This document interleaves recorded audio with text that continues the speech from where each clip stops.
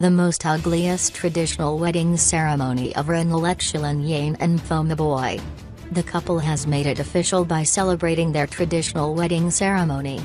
In December 2017, Mpho Maboi surprised many when she announced on Metro FM's Fresh Breakfast show that she was officially married to soccer star, Reneilwe Letsholonyane.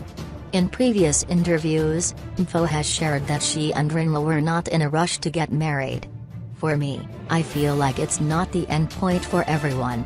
Not everybody wants to get married, the whole marriage thing, can we not shove it down people's throats?" She then went on to say, "We'll get married when we get married if we choose to get married. For all I know this, Reneilwe could be my life partner and I'm content with that," she explained. Fast forward to December 2017, the couple then sealed the deal. Then over the weekend, Mpho was then traditionally welcomed into the Letsholonyane family. "I embrace all that my human comes with, including his culture.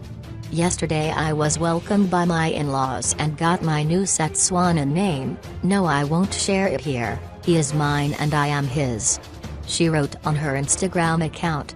Congratulations to Mr. and Mrs. Letsholonyane.